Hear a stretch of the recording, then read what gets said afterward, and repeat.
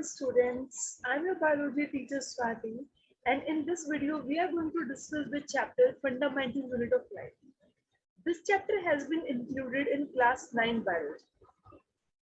So, up till this portion, students, we have seen basic definition of the cell theory, what all are the postulates that are included in the cell theory, various types of organisms that we have prokaryotic organisms, eukaryotic organisms are there, multicellular organisms are there, unicellular organisms are there. Then we have seen the types of cell on basis of their shapes and sizes and what all are the functions which are performed by the cells. Then we have seen the difference between plant cell and animal cell. Then comes various types of movements in the cell, that is diffusion is there, osmosis is there, and what are the key differences between diffusion and osmosis we have seen.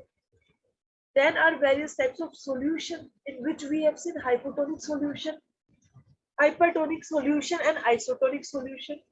And from today's video, we are going to switch to the main cell structure in which we are going to study about the plasma membrane, the cell membrane which we see. What are the properties of plasma membrane, the functions of plasma membrane, then cell wall and various other processes. Okay. So all these things are discussed in details. If you haven't seen these videos, so I will suggest you that you should watch these videos before switching up to the new portion which we are going to start today, because each and every concept is connected to each other and we have discussed basics in the previous video. So it will be very beneficial for you if you can just watch those videos and then you switch to these videos. So if we talk about structure of the cell, structure of cell means how a cell actually looks or what the shape of the cell is. Like a structure of cell can be spherical, can be there, cuboidal can be there, rectangular can be there, or various spiral shape can be there. So a cell is generally composed of three basic components which provide structure to the cell. They are cell wall or the cell membrane. So the cell wall or cell membrane is the outer wall which covers the cell. Then comes the nucleus and we have cytoplasm. So these are the three structures which actually make structure of the cell. So firstly, if we talk about cell membrane or plasma membrane, it is the covering of the cell. So basically, suppose if you can understand it like this, you have a cell and this cell is covered from outside. Like I'm having this cover and I have covered this cell from outside. So plasma membrane is like a covering of the cell that will separate the content of the cell from its external environment. So we are having a cell and we have covered it with something. So the content which are inside the cell, they are like separated from the external environment by the way of plasma membrane. Next, it is living part of the cell. So living part of the cell, that means all the basic biological processes will be going on in this portion of the cell. And it is present in cells of plants, animals and microorganisms. So in short, we can say that either we have prokaryotic organisms or we have eukaryotic organisms. Cell membrane will be present in both of them. Okay. And the property of plasma membrane is that it is very thin and elastic. So good elasticity is there. Because of that only the shape and structure of plasma membrane is easily altered. It is very delicate. Because of that we have seen the effect of temperature or different types of solution also in the plasma membrane because it is very delicate. And next is plasma membrane is semi-permeable. So semi-permeable means something which will not allow the passage of all the substances through it. So there are certain substances which will not be allowed to pass through the plasma membrane because of this selective nature of the plasma membrane. And if we talk about composition, that what actually the plasma membrane is made up of, so plasma membrane basically is made up of lipids and proteins. So these are the major constituents of the plasma membrane. If we talk about proteins, so proteins are formed from the amino acids only, And if we talk about lipids, so lipids are formed from fatty acid molecules. So these both are comprised in a cell and plasma membrane.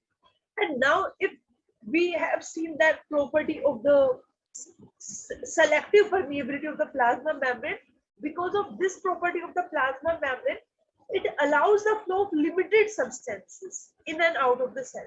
Because of this, it is not so that all the substances can move from plasma membrane. If we are having this cell and this is the membrane support, so this membrane will allow certain substances to move inside the cell and certain substances will be stopped from getting inside this cell. So in short, we can say that it serves as a police at the border. So it will check each and every person who is going inside the cell, and if it will find that this is suitable, then only that will be allowed to move inside the cell. If it is seen that this is not suitable for the cell, it will be stopped at that point only, and it will not be allowed to enter inside the cell. Next comes the cell wall, and cell wall, which is basically non-living. So it is not the living part of the cell. It is very thick and freely permeable. And it is freely permeable. That means any substances can be allowed to move through the cell membrane. And its covering is made up of cellulose. Okay. So if we talk about the nature, that what actually the cell wall is made up of. So cell wall is made up of cellulose. And cell wall basically is present in the prokaryotic cell only. We can say mainly in eukaryotic cell like plant cell, and in eukaryotic cells also the cell wall is present. As we have seen, we can take an analogy. Like we have our house, and like our house is surrounded, or room is surrounded by the walls. So walls basically have the property to provide shape to our room. If we are having 4 rectangular walls, so if our room is rectangular, that is because of the arrangement of the walls in that way. If we are having a circular room is there, so if the walls are arranged in a circular manner, so the shape cell can be circular. So in this way that is decided. So if we talk about functions, so it determines shape and rigidity of the plant cell. That if what will be the shape of the plant cell, that will be determined by the cell wall only. Okay, and as you have seen in that different types of solution also, that if the concentration of solute outside the cell, that is in the solution, and inside the cell is same, so the cell will remain flaccid and there will be no change in the cell. If the concentration is high inside the cell, so water will move from outside to inside and the cell will swell up, because of which a turgor pressure will be created, and in hypertonic solution the plasmolysis or rupturing of the cell will take place. So in that way we have seen that how in different cases the cell wall have been affected because of the solution, and how the shape of cell have been altered, and it provides rigidity to the plant cell. As we have seen that when the plants are young, it is very easy to bend their stem or their various parts, but with time there is the deposition of various substances and thickenings are there, because of which it hardens up in the further time, and it protects the plasma membrane. So cell membrane basically is present outside the plasma membrane, so it will serve as a protective function to the cell. Suppose if this is our plasma membrane and this plasma membrane is covered by this cell wall, so if any substance or anything is there, it have to cross through this plasma membrane before coming in contact to this cell wall. So in that way it serves as a protective function also for the cell wall. Next is it prevents desiccation or dryness in cell. As we have seen that the cell wall is quite permeable for various substances, so various type of water, solutes and nutrients, everything can pass through that, because of which the dryness in cell is removed and the cell remains hydrated all of the time. And it also helps in transport of various substances in and out of the cell. As we have seen that cell wall is permeable, so it is very easy for various substances to get inside the cell and come out of the cell very easily. So because of that, we can see that if like some substance have to be transported from one part of the cell to another part, so these can be transported with the help of cell. And this you many times in your exam you have been asked that like do we have cell wall in the case of plants? So the answer will be true, but in case of animal cell, the cell wall is absent. Okay, so in that way, the basic exceptions you can say or differences are mainly asked before exams.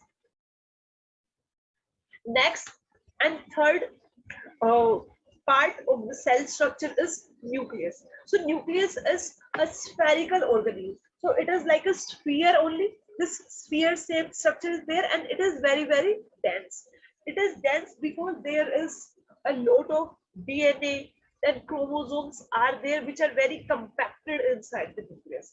And nucleus is bounded by two membranes, because of which we say that this is double membrane structure. And those two membranes will form the nuclear envelope. Like you have seen that in earlier times, people used to send cards to their near and dear ones, and those cards used to be covered by that envelope only. So in similar way, the nucleus is covered by two membranes which will form a envelope around the nucleus, and this envelope is known as nuclear envelope. And on that envelope inside which the nucleus is there are variety of small pores are present on that nuclear envelope, and these pores are known as nuclear pores. So these pores basically help in the exchange of materials also outside. So this basically is nuclear pore. And there is a fluid which is present inside the nucleus. So the fluid which is present inside the nucleus is known as nucleoplasm. Because it is present inside the nucleus, so that is known as nucleoplasm. And if we have fluid which is present outside the nucleus, that is known as cytoplasm. So these two things we need to understand, that if there is a fluid which is present inside the nucleus, we will refer to it as the nucleoplasm because it is found inside the nucleus. But if there is a fluid which is found outside the nucleus, so it will be known as cytoplasm because it is outside the nucleus. Okay, and what all is contained inside the nucleus that makes it so dense? So there are chromosomes which are present inside the nucleus, and on these chromosomes we have genes, and these genes basically carry genetic information. Like we have seen now that like the characters are passed from parents to their offspring. So these characters are transferred from parents to their offspring by virtue of this only. This genes only are transferred from parents to their offspring. If we say that you are tall like your father, you are fair in complexion like your mother, or certain characteristics which we basically inherit from our parents or our grandparents. So these are transferred into us from our parents by the form of genes only, and genes always occur in pairs. So because one pair of gene we will inherit from our mother, and one pair of gene we will inherit from our father. So in that way, those both will combine, and like in pair only those genes will come. If we talk about the functions of the nucleus, so nucleus controls a variety of metabolic functions inside the cell. Okay, so variety of metabolic functions. If we talk about metabolic function, there are various processes in which energy is generated or energy is required also. So these type of reactions are seen inside the nucleus only. If we talk about DNA replication, so the replication of DNA or making of two copies from single copy of DNA is also being done inside the nucleus. It will also regulate the cell cycle. The cell cycle basically is also regulated inside the nucleus. Next is nucleus is the storehouse of gene. Nucleus is known as the storehouse of gene because the genes are present inside the chromosome and chromosome are present inside nucleus. So these information which are present on chromosome in form of gene are located inside the nucleus. So in direct way, we can say that storehouse of the gene is nucleus. And it is concerned with the transmission of hereditary trait from parents to their offspring. Suppose, like if we say that some good characters are transferred from parents to their offspring, in similar way, some diseased condition or some disease or some faulty genes are also transferred from parents to their offspring, and because of that only it becomes very important to study genetics or hereditary science, because if we will study them at previous level, there are chances that we can avoid certain medical conditions at prior stage only, and because of which the a healthy child can only be delivered, and if there are chances that there are a lot of problematic conditions in that particular child, so that can be aborted at a early stage. So in that way we have seen that these three basically are the structures which are responsible to provide structure to the cell, that is cell wall or cell membrane. Then we have nucleus. Third, we have cytoplasm. So if we talk about cell or plasma membrane, it is very thin, delicate, elastic and semi-permeable membrane, which will help in the selective permeability of the substances inside and outside the cell. Then we have cell wall, which will provide shape and rigidity to the plant cell. Then it also protects the plasma membrane. The desiccation or dryness in cell is also avoided because of the cell wall only. Next is it helps in transport of various substances in and out of the cell very easily. Next, we have nucleus, which will be responsible for like regulating the cell cycle. All the metabolic activities of the cell will also take place inside the nucleus only. And nucleus has been known as the storehouse of the gene. So it is basically concerned with the transmission of hereditary traits from the parents to their offspring. So all these processes basically are taken place inside the nucleus only, and like the formation of two copies of DNA or the process of DNA replication, that also takes place inside the nucleus.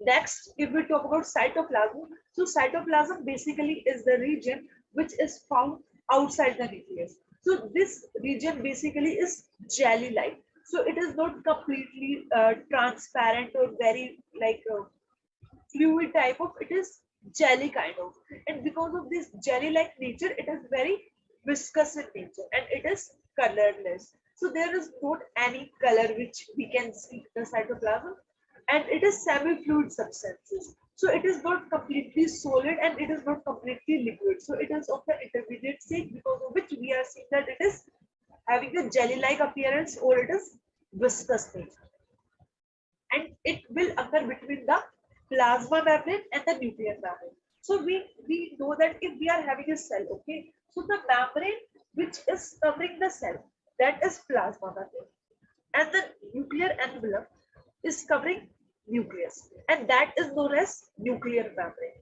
So the region which is present between the nuclear membrane and the plasma membrane, that region basically is known as cytoplasm, and the fluid which is present inside the nucleus, that is known as nucleoplasm. So these are two distinctions. So in that way also it can ask that dash occurs between plasma membrane and the nuclear membrane. So you should know that cytoplasm basically occurs between the plasma membrane and the nuclear membrane. And the aqueous ground substance of cytoplasm.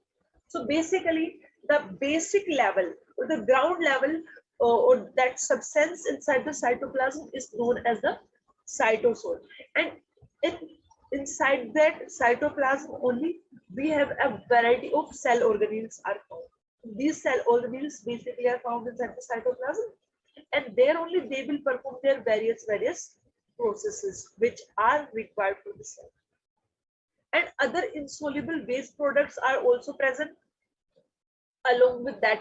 Like in cytosol we have cell organelles, and along with the cell organelles we have various insoluble waste products which are lot of the use of the cell, and they need to be removed from the cell, and they are not soluble with that because of this viscous nature. And we also have variety of storage products also. So variety of storage products which are present inside the cytoplasm can be starch, glycogen, and lipid can be there. So starch basically we know is a storage form only. So like potato, rice, they are rich in starch. So they basically help in that storage form only. Because of that only it is said that if we will eat a lot of potatoes or these things, there are chances that one can become fat, because these are basically in the storage form only. So they are not for like daily usage of the cell. So these storage, if we talk about storage starch or fat, so they basically are used by our cells at the time of fasting. You have seen that people fast for 10 days also, 20 days also without food or without eating, people go. So like how actually we get energy in our body? Because we know that without eating food, it is quite like impossible to work. Like we need energy basically to work. So from where will that energy be derived in time of fast? So that stored fat or starch which is in our body is basically utilized at that time by our body, and in that way we get energy. And nowadays like there is a trend of intermittent fasting also, that people try to have like fasting for 16 hour, 18-hour, various duration, in which they don't take any like food item or anything. So in that condition, the food that fat and starch or carbohydrate in the body will only be utilized, so that a person can become like quite slim, and that extra fat can be removed from the. And in rest time, apart from that fasting time, one can eat whatever they want with that. And protoplasm also act as a storage of vital chemicals. So variety of chemicals are also present inside the cytoplasm. Like we can talk about amino acids, which will be required for the formation of proteins through the process of translation. Proteins will be present inside the cytoplasm. Various type of sugars will be there, and vitamins will also be there in the cytoplasm. So if we talk about vitamins, we can have water soluble vitamins can also be there, or water insoluble vitamins can also be there, that will be found inside the cytoplasm. Next, it is also the site of various metabolic reactions. So variety of metabolic reactions, as we have seen, are carried out in the cell only. So inside the cytoplasm, only these variety of metabolic reactions are carried out. Like we have seen the process of glycolysis, which is also carried out in the cytoplasm only.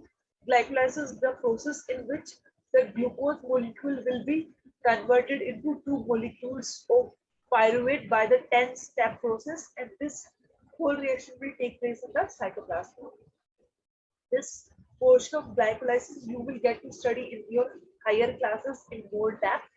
Then we have synthesis of various fatty acids. So synthesis of fatty acids or various types of lipids also basically take place inside the cytoplasm.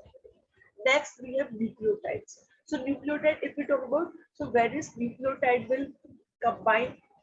Nucleotides will combine to form nucleic acid, and nucleic acid will be responsible for forming DNA and RNA for the cells. And if we talk about nucleotide, the composition of the nucleotide basically is where we have a sugar moiety is there. So that sugar can be either DNA or deoxyribose sugar can be there, or ribose sugar can be there. Apart from that, we have nitrogenous bases. So nitrogenous bases can either be purine or pyrimidine can be there. And the difference if we talk about between DNA and RNA, so the difference lies at the position of U with uracil, which is present in case of RNA, but it is absent in the case of DNA. And then we have a phosphate sugar. So phosphate sugar molecule is there. So these three will combine in the. So in short, we can say that the variety of important processes which are required for our cell are performed inside the cytoplasm only. Like glycolysis is very important for the cell. Then the pyruvate will enter inside the link reaction. Then further we have Krebs cycle and like oxidation process and variety of other processes will take place. And we have synthesis of fatty acid is there, nucleotide is there. So in that way, all these three or four components are very important for the cell. So that's all for today's video, students. I hope that you have enjoyed these lectures and you are able to gain what all I'm teaching to you. So keep learning, keep studying, keep enjoying. Bye bye, students. Thank you.